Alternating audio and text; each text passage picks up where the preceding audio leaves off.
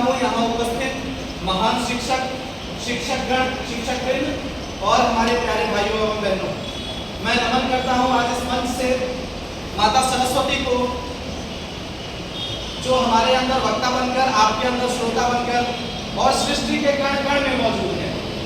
आज इस मंच के माध्यम से मैं धन्यवाद देना चाहता हूँ विवाह कॉलेज ऑफ लॉ को, जिन्होंने मुझे आज ये मौका दिया है कि आज यहाँ आकर के दो शब्द साइबर क्राइम, जो कि हमारा आज का विषय है, जिस पर हम दो शब्द कहेंगे, साइबर क्राइम के बारे में अपने विचार रखने का आज मुझे इस कॉलेज ने और महान शिक्षकों ने मौका दिया है। इसके लिए मैं उन सबका आभारी हूँ।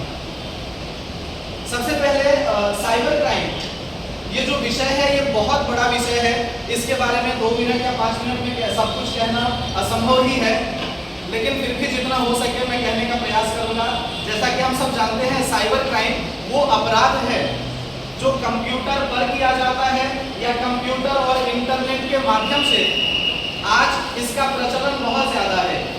आज के जमाने में जितनी तेजी से हम डिजिटल दुनिया की ओर बढ़ रहे हैं, ठीक उतनी ही तेजी से साइबर अपराध बढ़ रहे हैं।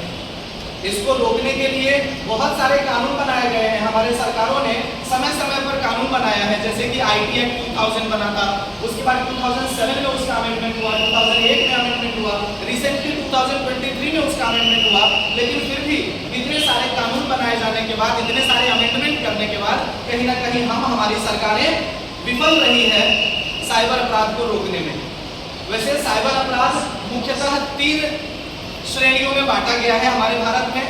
एक है व्यक्ति विशेष के विरुद्ध साइबर अपराध, एक है संपत्ति के विरुद्ध साइबर अपराध और तीसरा है सरकार के विरुद्ध साइबर अपराध।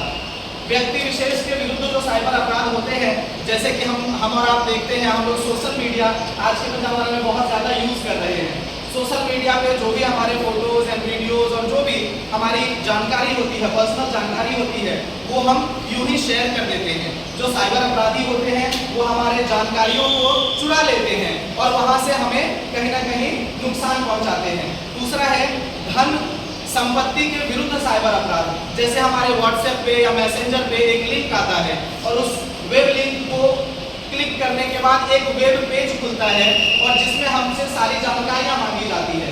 वो जानकारी सामने से ऐसा बताया जाता है जैसे कि रिजर्व बैंक ऑफ इंडिया और हमारा जो सरकार है, सरकार ये जानकारी आपसे जानना चाहती है या रिजर्व बैंक ऑफ इंडिया आपसे ये जानकारी जानना चाहती है और हम बड़े ही आसानी से अपनी सारी जानकारियां उसमें फिलअप कर देते हैं। इसमें एक बहुत बड़ा रोल है ग्रीड का, लालच का। कई बार हम लालच में आकर के भी ऐसी चीजें कर जाते हैं। अपनी पर्सनल जानकारियां जो कि शेयर नहीं करनी चाहिए वो हम शेयर कर देते हैं और इसका नुकसान ये होता है हमारे बैंक खाते खाली हो जाते हैं और बहुत सारी ऐसी चीजें हैं। तीसरा है सरकार के विरुद्ध साइबर अपराध। हालांकि इसके लिए बहुत बड़े कानून, कठोर कानून बनाए गए हैं क्योंकि ये देशद्रोह की श्रेणी में आता है। सरकार के विरुद्ध जो साइबर अपराध है, जैसे सैनिकों के वेबसाइट को हैक कर लेना, उनके सर्वर को हैक कर लेना, आजकल ये बहुत आम बात है। जब तक हम hacking, ethical hacking, unethical hacking में हम डिफरेंशिएट करते रहेंगे, कुछ एथिकल है कुछ अनएथिकल है, मेरे हिसाब से, क्योंकि आज ये स्पीच कंपटीशन है तो मैं मेरे विचार रख सकता हूँ, एथिकल अनएथिकल नहीं, हैकिंग होना ही नहीं चाहिए। जब सरकार अपने विपक्षी पार्टियों के लोगों का फोन हैक कर लेती है या सर्वर हैक कर लेती है, इसको एथिकल हैकिंग का नाम दे दिया जाता है। बड़े आसानी से इसको कर लिया जाता है, लीगली कर लिया जाता है। जब वही दूसरे हैकर्स हमारे आपके पर्सनल जानकारियों को हैक कर लेता है, उसको अनएथिकल कहा जाता है।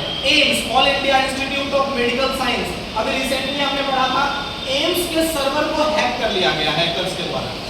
अब आप समझ सकते हैं, जब एम्स इतनी बड़ी संस्था है हमारे देश में, एम्स के सर्वर को जब हैक किया जा सकता है तो सरकार जो कह रही है